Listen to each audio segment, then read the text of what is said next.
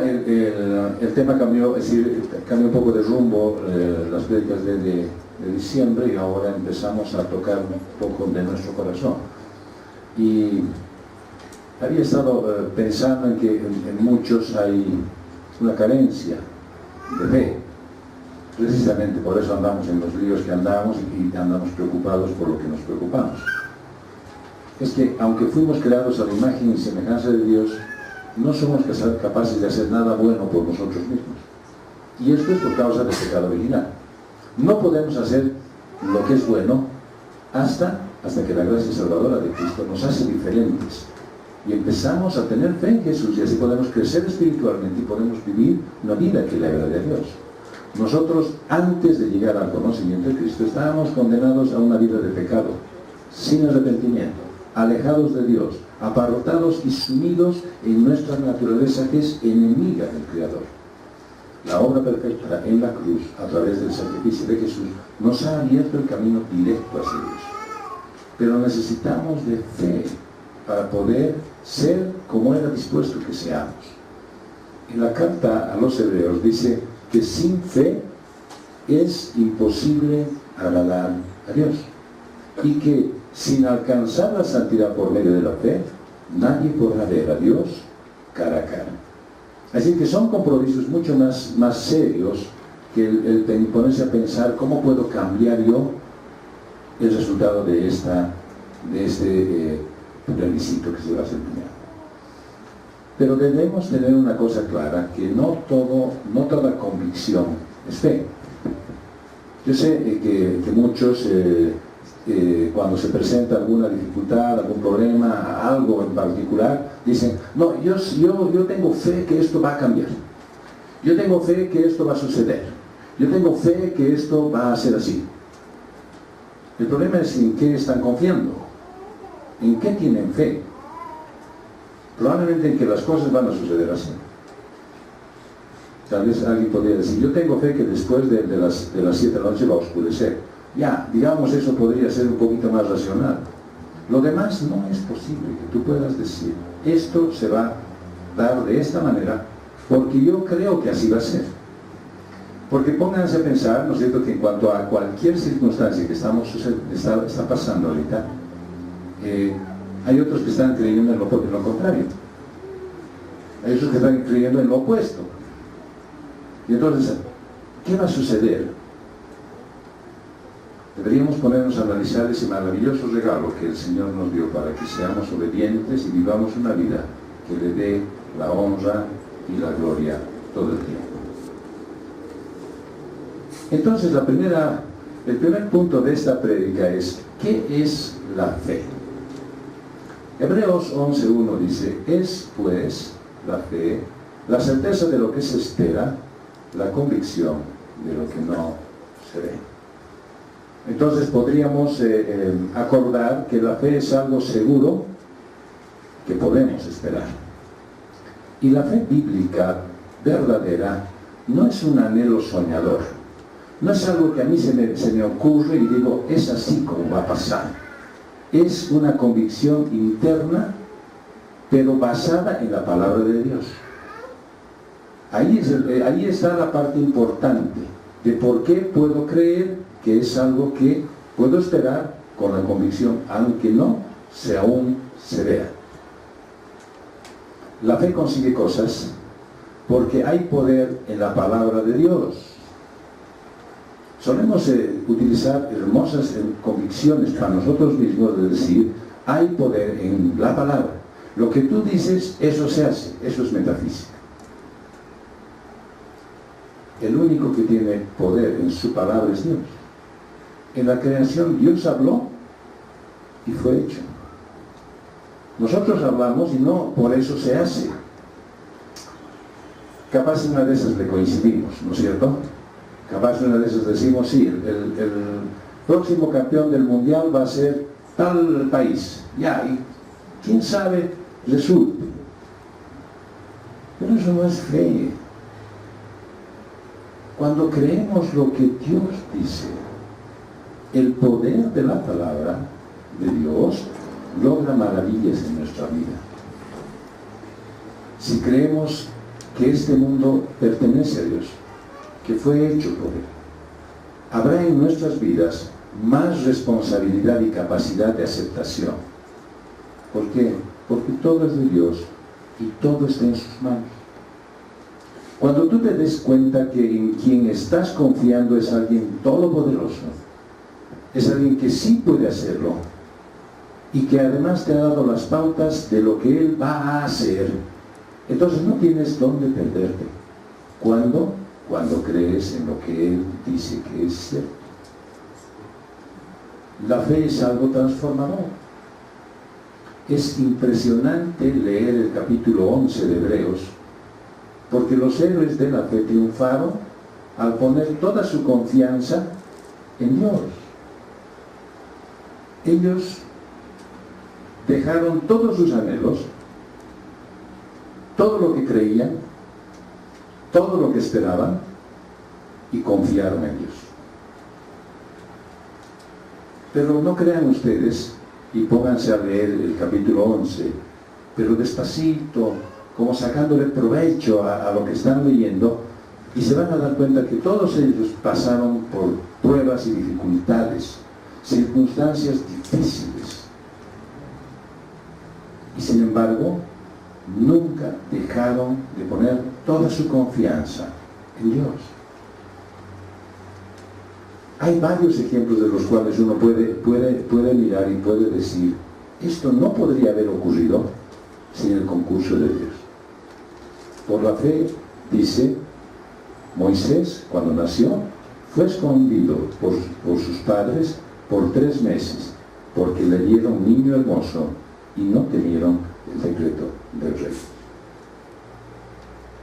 ¿Qué había dicho el rey? Que maten a todos los niños varones.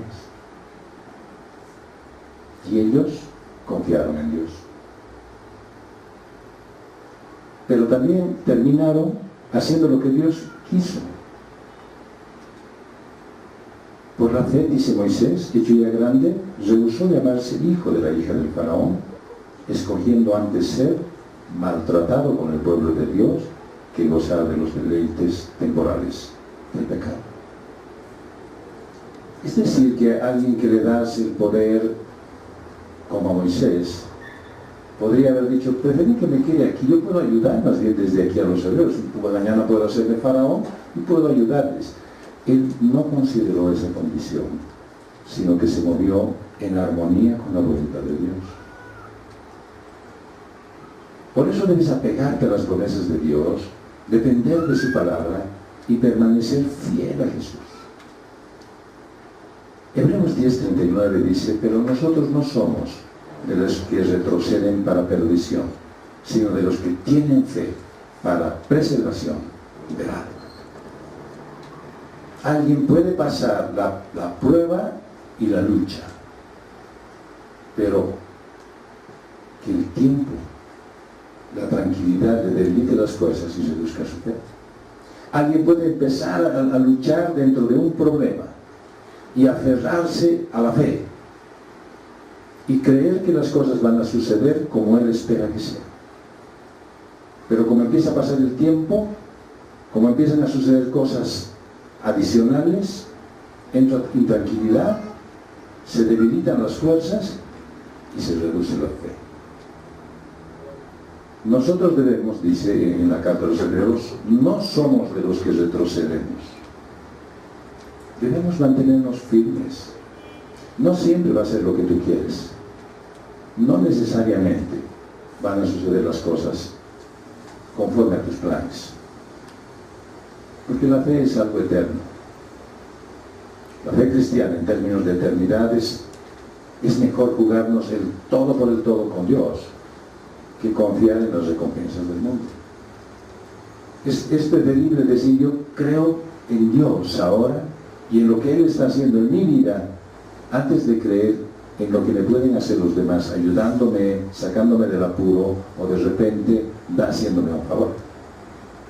Podemos escoger el placer temporal, pero el Espíritu nos dice que hay algo más valioso. Y saben, el cristiano le cree al Espíritu y no a la carne.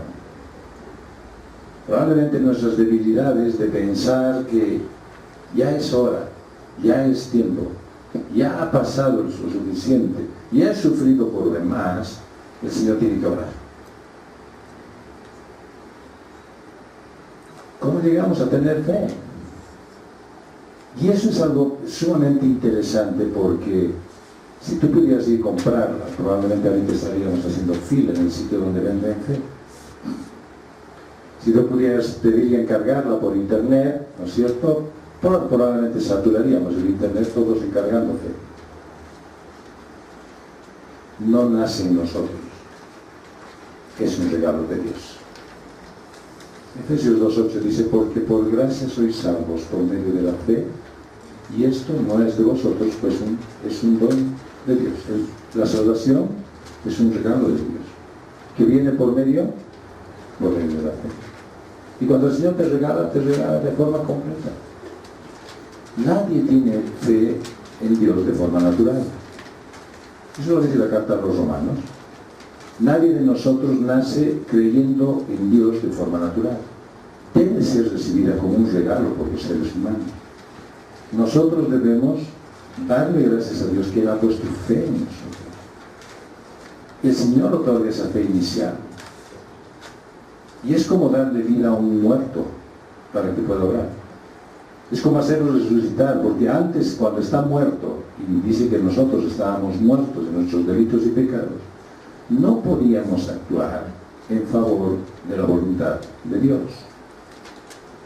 Por eso Él pone fe en nosotros, es una fe inicial, es lo que llamamos la fe salvífica. ¿Por qué? Porque nos hace acercarnos a la gracia de Dios. Y la fe proviene de un proceso. Romanos 10:17 dice: así que la fe es por el oír, y el oír por la palabra de Dios. Y nadie puede creer en Dios sin oír hablar de Él, ni oír de Él si no hay quien le anuncie la buena nueva. Hay una complicación cuando creemos que no debo hacer nada, cuando creemos que mi participación en la salvación de algunos seres que están a mi alrededor depende solamente de que yo esté preparado para poder hablarles de Dios. Perdemos una preciosa oportunidad cuando creemos que ellos por su cuenta van a decidir tomar el camino de la fe. El gran asunto es que siempre hay alguien a quien Dios envía. Ahora, podríamos decir, sí, realmente el Señor ha mandado a muchos. Es más, a cada uno de nosotros probablemente más de una persona nos ha debido hablar del Señor antes de llegar a la convicción de pecado. Es muy probable que hayamos recibido mensajes de diferentes maneras, de diferentes personas y en diferentes oportunidades.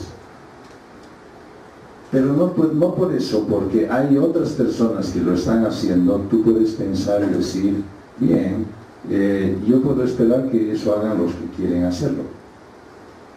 El tema principal es que si Él te ha salvado y ha utilizado a muchas personas, te está diciendo que es exactamente el modo en que Él quiere llegar a otras personas también con su fe salvadora. Pero ¿cómo van a creer si tú nunca les hablas? ¿Cómo pueden entender ellos lo que es la vida cristiana si tú no la vives a su lado? Es difícil creer en Dios si lo desconoces. Por eso debes ir conociéndolo. A mí me encanta cómo sucedió en alguna oportunidad en la iglesia, que había una hermana que estaba muchísimos años en la iglesia, tal vez, no sé, unos 17, 18. Y de pronto, dentro del trabajo que teníamos como ancianos, le entregamos un folleto de discipulado, pero en el cual estaba basado simplemente en la palabra de Dios. O sea que no había, digamos, instrucciones pequeñas, era solamente leer la Biblia. con pasajes relacionados exclusivamente a temas principales. Ella, después de haber leído prácticamente la mitad del folleto, haber estudiado lo que decía la palabra, haber asistido a muchos de los sitios donde se predicaba la palabra, es decir, los domingos, están los miércoles, están los martes con las mujeres, los miércoles con los estudios bíblicos, se acercó un día y me dijo: hermano, después de tantos años le puedo decir que recién acabo de conocer a Dios. ¿Sabes? Hay alguien esperando que tú hagas el trabajo que Dios quiere que hagas. Y entonces, a partir de ese momento, empezó a cambiar su vida. Empezó a entender por qué Dios hacía lo que hacía en su vida. Uno es responsable por ignorar lo que podía y debía haber sabido. No puedes tú estar aquí y decir: sí, de acuerdo, o sea, yo voy todos los domingos a las prédicas, pero ahí está, con eso es suficiente. Tú tienes una serie de temas que se está exponiendo, pero no es todo. Y no es todo lo que tu alma necesita. Eres responsable de crecer espiritualmente. Eres responsable de entender lo que Dios dice. Y ojalá de descubrir la razón por la cual Él te ha llamado. El Espíritu de Dios que mora en los cristianos da el discernimiento y fortalece la fe. Eso es algo que no lo tienen los demás.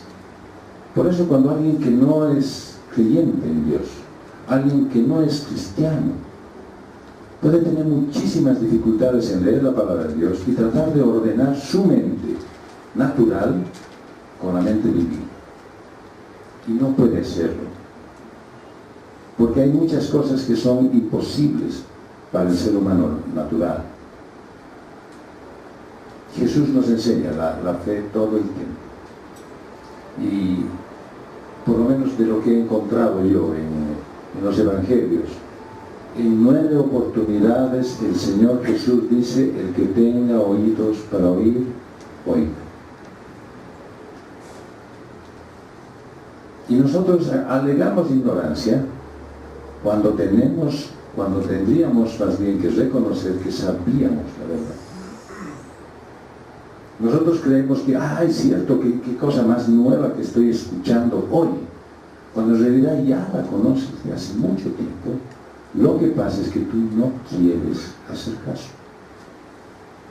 No solamente el Señor, al decir el que tenga oídos que oiga, estaba hablando a los que no son sordos, que pongan atención. Estaba diciendo: tú debes escuchar y comprender eso, asimilar y vivir.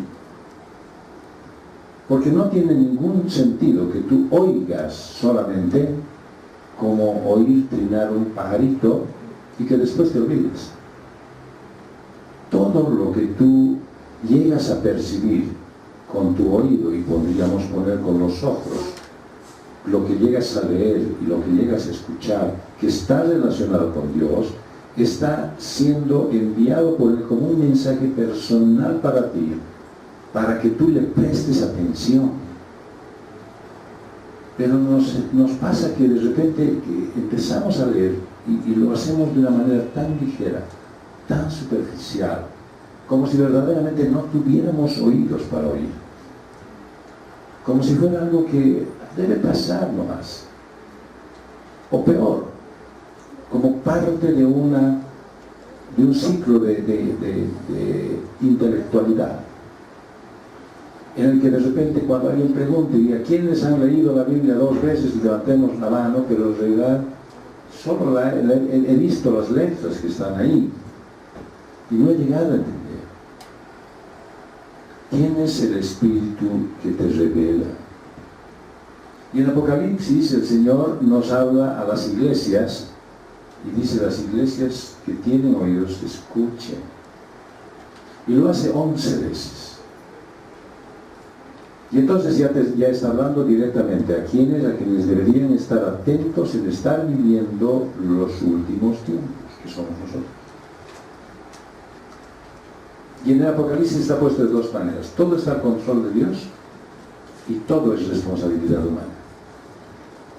Es una paradoja que nosotros no podemos explicar cómo es posible que el Señor lo hace, pero todo está al control de Dios, pero también todo es responsabilidad humana. En la práctica es estar atento a todas las formas en que Dios nos comunica su palabra. Haciendo un comentario con un hermano el día de ayer en la noche, dijimos que probablemente nosotros tenemos 1000 maneras de evitar escuchar a Dios. Pero podríamos decir que Él tiene 2000 maneras de hacerse escuchar. El asunto está en que si verdaderamente tú quieres hacer uso de eso que Él te ha regalado y ha puesto en ti, que se llama fe. Bien, entonces puedes decir de repente, de acuerdo, bien, he recibido y la he recibido gratuitamente, la tengo y tengo algo que hace que crezca mi fe pero ¿cómo más puedo incrementar mi fe? Leyendo sí, pero me falta algo más. Y entonces Santiago sale, ¿no es cierto?, en tu ayuda y dice: hermanos míos, tengan por sumo gozo cuando se hallen en diversas pruebas, sabiendo que la prueba de vuestra fe, o sea, cuando la fe de ustedes es probada, produce paciencia. Mas tengan la paciencia su obra completa, para que sean perfectos y cabales, sin que les falte cosa alguna. Y si alguno de ustedes tiene falta de sabiduría, pídala a Dios, el cual da a todos abundantemente y sin reproche, y les será dado. Entonces, podríamos poner algo que a más de uno de repente no le agrada. Y a mí tampoco me gustó mucho ponerlo, pero tengo que decir que es la verdad. Para tener más fe, es necesario tener más problemas. Yo pensé que así van a ir. Decía, no, macana, entonces, así no es, ¿no? Es que solo así, dice, vamos a experimentar la necesidad de pedirle a Dios sabiduría para salir de nuestros problemas. Cuando tú dices, tengo fe, y te pone a prueba, ahí lo que te falta es sabiduría para entender hasta dónde la dimensión de Dios te está exigiendo y te mandando que tú creas en Él. El que ha pasado por un desierto, por un problema grande, que ha padecido mucho, que ha sido zarandeado por el diablo y ha sido puesto a prueba, como Job, como Abraham, llega a desarrollar su fe. Entonces, quiero decirte hoy que si tú estás pasando por un problema parecido a Job o al de Abraham, agárrate, Catalina, si te llega uno de esos, pero si estás creyendo que tu problema se parece a uno de ellos, dale gracias a Dios porque estás desarrollando tu fe. Y pareciera que uno dice, pero no puede ser tan cruel, pues Dios. ¿Cómo va a ser posible que nos haga pasar por semejante cantidad de problemas para que nosotros crezcamos en fe? El problema es tuyo, no de Él.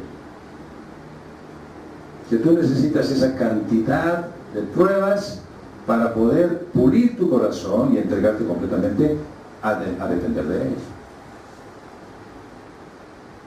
El Espíritu regenerador de Dios nos hace conocer la verdad de la salvación por medio de los sufrimientos y de los méritos de Cristo. Nosotros llegamos a entender verdaderamente por qué ha sucedido todo aquello y por qué están pasando cosas en mi vida a través del Espíritu del Señor. Si no es una lotería, si no es una cosa de que, ya, hay que atormentarlo a alguien para que a ver si le pasa algo. El Señor está trabajando especialmente en ti. Y créanme que últimamente nosotros hemos sido probados en nuestra fe mucho en la iglesia, en la familia. Para nosotros, después de haber hecho una reunión de acción de gracias a nivel familiar, nos ha parecido que este año era como un auto con ruedas cuadradas. Bien difícil de llevarlo adelante. Y que nos ha traído pruebas más allá de lo que nosotros creíamos que podían suceder en un mismo periodo.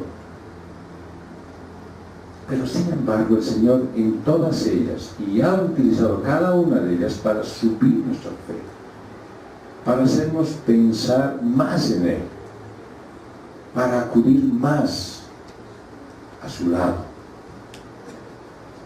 Y yo no creo que a nosotros nos esté considerando como algo muy especial y diferente de todo lo demás para podernos haber tratado con tanto cariño.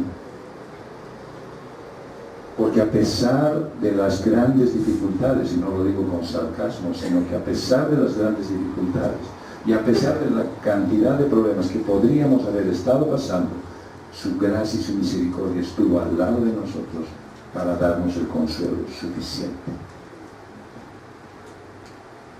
Entonces tú puedes creer que a través de pasar una pequeña dificultad, una grande dificultad, un gravísimo problema, el Señor te está llamando a algo en particular, que lo conozcas más. Solamente lean el libro de Job, y se van a dar cuenta que él después de 42 capítulos se da cuenta y dice: Dios realmente eres religioso, ahora recién te conozco de verdad. Tuvo que pasar una gran cantidad de problemas, no solamente en el ámbito de sus propiedades y bienes, en su familia, sino también tener que discutir con 2 o con 3 amigos con los cuales tuvo que tratar de ordenar ideas, y ni siquiera así lo pudo hacer hasta que se manifestó el Señor. Si ustedes ven a partir del capítulo 39, 38, 39, empieza a hablar del Señor diciéndole: ¿quién eras tú cuando estaba yo haciendo la creación? ¿Dónde estabas? O sea, a ver, ¿qué consejo me has dado a mí para decirme cómo debería ser yo las estrellas? ¿Cómo debería ser el firmamento? ¿Cómo debería yo crear una flor? ¿Dónde estabas tú? Y eso es cierto, porque cuando tú te pones a pensar en cada cosa que está sucediendo y le empiezas a recriminar a Dios, porque no entiendes, de una vez ya debía pasar este problema y no te entiendo, Señor, que hasta ahora lo mantengas, y tú dices: ¿tú qué sabes que estoy haciendo contigo? Y tú no sabes siquiera cuánto de bien te está trayendo este momento que tú ni siquiera lo estás disfrutando. No el momento del problema, el momento de que Dios está tratando contigo. Y cuando te pone personas a tu lado, a las cuales tienes que soportar y a las cuales tienes que amar, a pesar de cómo te tratan, pues te hacen mirar hacia Él con mayor interés. Y no te pierdas esa oportunidad, porque lo vas a desperdiciar si te dedicas a mirar mal a la persona que te está ocasionando un problema. Y te vas a perder tratando de encontrar una respuesta: ¿por qué esta persona me trata mal? Cuando en realidad deberías entender: Señor, ¿cuánto más debe cambiar mi corazón para que yo te entienda mejor a ti? Dice Santiago que tengan sumo gozo cuando se hallen en pruebas. Pero no es por un extremo masoquista de decir: sí, hay que disfrutar las penas y las tristezas y los problemas y nos vamos a dar el gusto de tener más todavía, sino es decir, encontrar el gozo que Dios está haciendo algo en ti, y no es algo que solamente Él quiere hacerlo porque tiene tiempo. Es algo necesario para tu corazón, y es en el tiempo oportuno, es en el momento adecuado, y es en la circunstancia precisa que el Señor está trabajando en ti. Y no deberías desperdiciar ni un segundo de esa oportunidad. Por eso dice: ten sumo gozo cuando te halles en una prueba. ¿Por qué? Porque la prueba te va a poner paciencia. Y es necesario tener paciencia y sabiduría. Paciencia para esperar que nuestra transformación vaya siendo completada en el tiempo de Dios.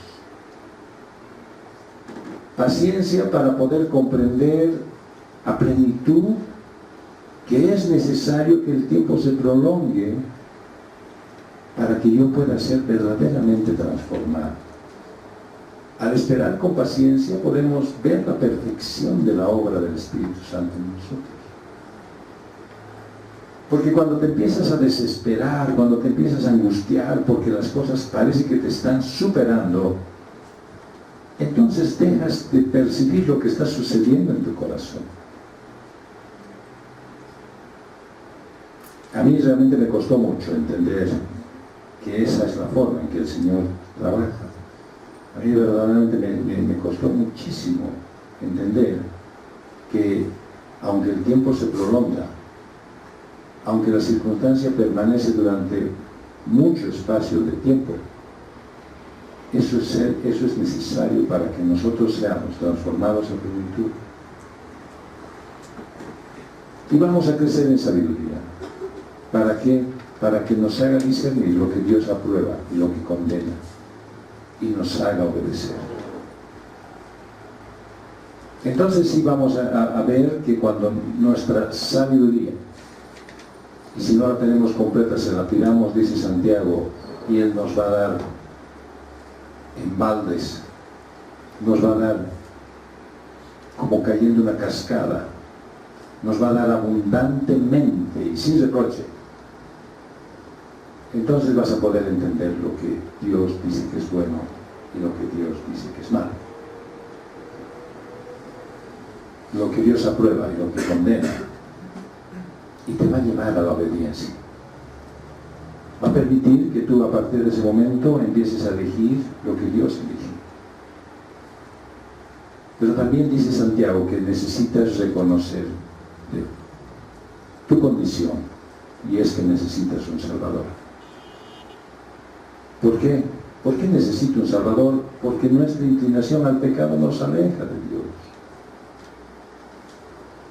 Si nosotros queremos vivir en nuestra naturaleza humana, no podemos acercarnos a Dios de ninguna manera. Por eso es que Él nos tiene que tratar de forma personal para hacer morir en nosotros lo malo. Tenemos que esperar, como estábamos estudiando ayer, que el Señor nos dé un corazón nuevo, un corazón de carne, un corazón más sensible a su palabra, y no ese corazón de piedra que lo teníamos cuando éramos inconversos. Dice que la autosuficiencia nos hace pecar. Y estábamos hablando el otro día en un tiempo de consejería prematrimonial, y me dice, pero pastor, yo creo que la autosuficiencia es buena. Por ejemplo, para armar un equipo de trabajo se necesita varios autosuficientes. Todos aquellos que hemos armado equipos de trabajo, sabemos que una autosuficiencia puede deshacer todo el grupo. Pero dice, pero es que tiene que estar seguro de su propia capacidad. Eso no es autosuficiencia. Eso es confianza en su capacidad. Y tal vez le podríamos agregar que tenga iniciativa. ¿Para qué? Para que sea un buen aporte a un grupo. Pero si alguien viene con autosuficiencia y dice, no, yo ya lo sé todo, pues no va a querer escuchar esta humilde prédica. Porque ya lo sabe todo. Si alguien entra con autosuficiencia y dice, yo sé cantar y sé cantar muy bien, dice, pero tienes que venir a ensayar. No, pues ensayar no, yo no necesito ensayo. Nosotros podríamos decir que nosotros no lo necesitamos a Él. Si tú tienes autosuficiencia, eso es lo que tienes que entregárselo al Señor como un pecado. La autosuficiencia te hace pecar. ¿Por qué? Porque te hace buscar o te hace creer que quieres tener el control, que puedes llegar a tener el control. Y la autosuficiencia te va a llevar a pecar de dos maneras, por el orgullo y por la vanidad. Y eso es lo que el Señor quiere que dejes. Eso Él quiere que las pruebas las los problemas te vayan puliendo. ¿Para qué? Para que dependas más de Dios. Para que puedas hacer, sin autosuficiencia, lo que Dios quiere que hagas. Y lo otro que nos hace pecar es la autonomía. Porque nos hace pequeños dioses. Nos hace creer que nosotros tenemos la capacidad de poder cambiar las cosas. Y definitivamente no estás preparado para eso. Definitivamente el Señor no te hizo para eso. Porque cuando tú no obedeces al Señor, haces lo malo. Cuando obedeces al Señor, haces lo bueno. No hay nadie, dice la palabra de Dios, que cuando Él está sin el Señor pueda hacer lo bueno. Y claro, siempre me refutan y me dicen, no, un ratito, sí, yo sé que hay gente que hay buena, hay gente buena, que hace cosas buenas. ¿Así? ¿Qué hace, por ejemplo? Caridad, ¿con qué? Con lo que le sobra, ¿no? O vieron a alguno que vendió su casa y entregó a la gente pobre. ¿Qué más hace? Ayuda, ¿de acuerdo? ¿Para qué? Para figurar en la lista de los que han donado. ¿Saben qué, hermanos? O sea, nosotros tenemos la debilidad de creer que el hacer cosas buenas es parte de una naturaleza bondadosa, que nunca la tenemos. Solo cuando el Señor entra y regenera nuestro corazón, nuestro espíritu. Recién podemos nosotros empezar a vivir las obras buenas en las que Él ha programado para que nosotros las hagamos.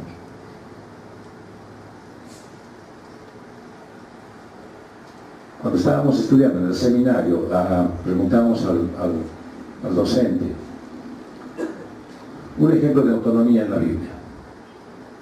Porque ese tiempo estaba el discurso de autonomía de los cruceros. Y dijimos, ejemplo de autonomía en la Biblia. Les dice, solo uno les voy a dar, porque hay varios, pero les voy a dar uno. La Torre de Babel. ¿Qué dijeron ellos? Nosotros nos vamos a reunir y vamos a ponernos un nombre y vamos a ser autónomos y vamos a llegar hasta Dios.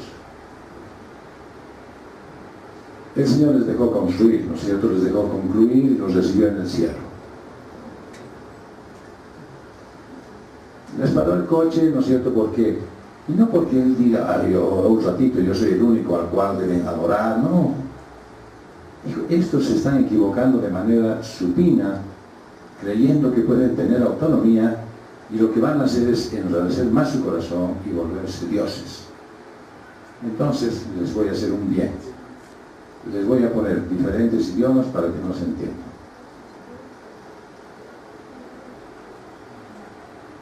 Podemos lamentar que en algunos matrimonios la Torre de Babel todavía funciona. Porque dicen cosas y no se entienden. Y es porque verdaderamente quieren hacer autonómicamente las cosas. ¿Cuándo funciona un matrimonio? Dice, cuando ambos están unidos al Señor y hacen las cosas que Él quiere. No cuando tienen ideas diversas, no cuando cada uno tira para su lado, sino cuando hacen ambos las cosas que Dios quiere que se hagan.